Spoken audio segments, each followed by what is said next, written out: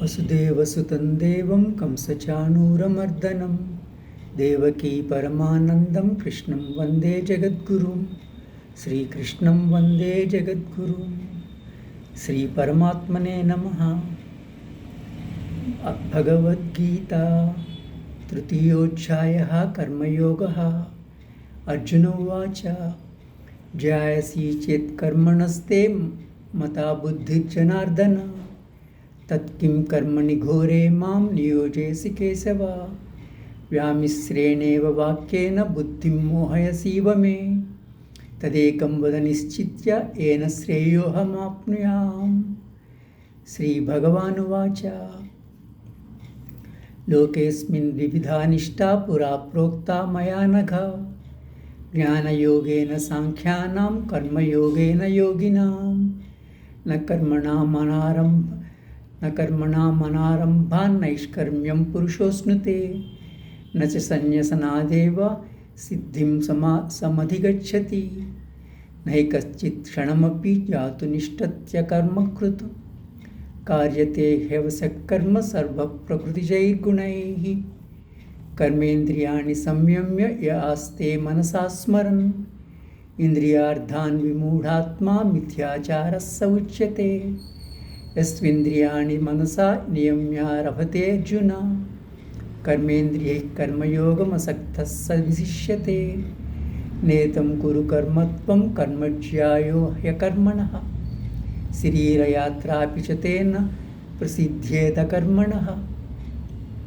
यज्ञार्थात् कर्मणोऽन्यत्र लोकोऽयं कर्मबन्धनः तदर्थं कर्म कौन्तेय मुक्तसङ्गः समाचरः। सह यज्ञाः प्रजाः सृष्ट्वा पुरोवाच प्रजापतिः अनेन प्रसविष्यध्वमेष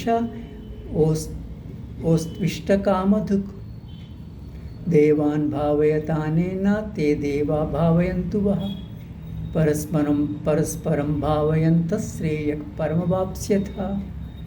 इष्टान् भोगान् हि वो देवा दास्यन्ते यज्ञभाविताः तैर्दत्तान् प्रदायैभ्यो यो भुङ्क्तेस्तेन एव सः। यज्ञशिष्टासिनः सन्तो मुच्यन्ते सर्वकिल्बिषैः भुञ्जते ते त्वघं पापा ये पचन्त्यात्मकारणात्। अन्नाद् भवन्ति भूतानि पर्जन्यादन्नसम्भवः यज्ञाद् भवति पर्जन्यो यज्ञः कर्मसमुद्भवः। कर्म ब्रह्मोद्भवं विद्धि ब्रह्माक्षर समुद्भवम्। तस्मात् सर्वगतं ब्रह्म नित्यं यज्ञे प्रतिष्ठितम्। एवं प्रवर्तितं चक्रं नानुवर्तयति ह्यः अघायुरिन्द्रियारामो मोघं पार्थ स जीवति। यस्त्वात्मरतिरेव स्यादात्मतृप्तश्च मानवः आत्मन्येव च सन्तुष्टस्तस्य कार्यं न विद्यते। नैव तस्य कृतेनार्धो नाकृतेनेह कश्चन न चास्य सर्वभूतेषु कश्चिदर्थव्यपाश्रयः। तस्मादसक्तः सततं कार्यं कर्म समाचर असक्तो ह्याचरन् कर्म परमाप्नोति पूरुषः।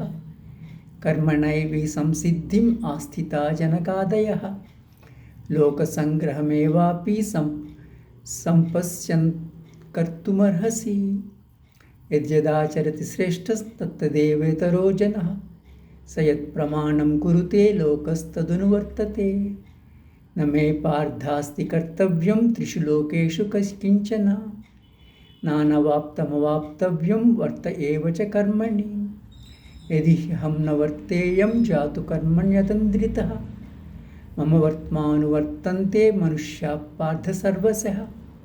उत्सीदेयुरिमे लोका न कुर्यां कर्म चेदहम् शङ्करस्य च कर्ता स्याम् उपहन्यामिमाः प्रजाः। शङ्करस्य च कर्ता स्यामुपहन्यामिमाः प्रजाः सक्ताः कर्मण्यविद्वांसो यथा कुर्वन्ति भारत। कुर्याद्विद्वांस्तथा सक्तः चिकीर्षुर्लोकसङ्ग्रहम्। न बुद्धिभेदं जनयेत् अज्ञानां कर्मसङ्गिनां जोषयेत् सर्वकर्माणि विद्वान् युक्तः समाचरन् प्रकृते क्रियमाणानि गुणैः कर्माणि सर्वशः अहङ्कारविमूढात्मा कर्ताहमिति मन्यते। तत्त्ववित्तु महाबाहो गुणकर्मविभागयोः गुणागुणेषु वर्तन्त इति मत्वा न सज्जते। प्रकृतेर्गुणसम्मूढाः सज्जन्ते गुणकर्मसु तान् कृत्स्नविदो मन्दात् कुत्स्रविन्न विचालयेत्। मयि सर्वाणि कर्माणि सन्न्यस्याध्यात्मश्चेतसा निराशीर्निर्ममो भूत्वा युध्यस्व विगतज्वरः। इमे मतमिदं नित्यम् अनुतिष्ठन्ति मानवाः श्रद्धावान्तो न सूयन्तो मुच्यन्ते तेऽपि कर्मभिः एत्वेतदभ्यसूयन्तो नानुतिष्ठन्ति मे मतम्। सर्वज्ञानविमूढांस्तान् विद्धि नष्टान् न चेतसः सदृशं चेष्टते स्वस्याः प्रकृते ज्ञानवानपि। प्रकृतिं यान्ति भूतानि निग्रहः किं करिष्यति। इन्द्रियस्येन्द्रियस्यार्धे रागद्वेषौ व्यवस्थितौ तेयोर्नवशमागच्छेत् तौ ह्यस्य परिपन्थिनौ श्रेयान् स्वधर्मो विगुणः परधर्मात् स्वनिष्ठितात्। स्वधर्मे निधनं श्रेयः परधर्मो भयावहः।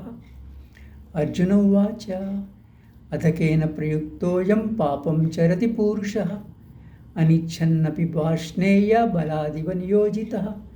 श्रीभगवानुवाच काम एष क्रोध एष रजोगुणसमुद्भवः महासनो महापाप्मा विद्येनमिह वैरिणं। धूमेनाव्रियते वह्निः यथादर्शो मलेन च यथोल्बेनावृतो गर्भस्तथा तेनेदमावृतम्। आवृतं ज्ञानमेतेन ज्ञानिनो नित्यवैरिणा कामरूपेण कौन्तेय दुष्पूरेणानलेन च। इन्द्रियाणि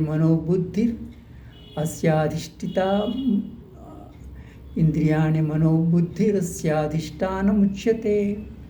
एतैर्विमोहयत्येष ज्ञानमावृत्य देहिनं। तस्मात् त्वमिन्द्रियाण्यादौ नियम्य भरतर्षभ पाप्मानं प्रजहिह्येनं ज्ञानविज्ञाननाशनम्।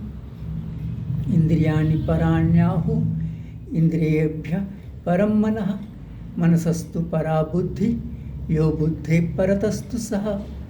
एवं बुद्धेः परं बुद्ध्वा संस्तभ्यात्मानमात्मना जहि शत्रुं महाबाहो कामरूपं दुरासदम्। ॐ तत्सदिति श्रीमद्भगवद्गीतासु उपनिषत्सु ब्रह्मविद्यायां योगशास्त्रे श्रीकृष्णार्जुनसंवादे कर्मयोगो नाम तृतीयोऽध्यायः। ओम श्रीकृष्णार्पणमस्तु।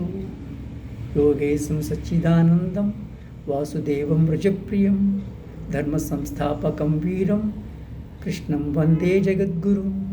श्रीकृष्णं वन्दे जगद्गुरुम्।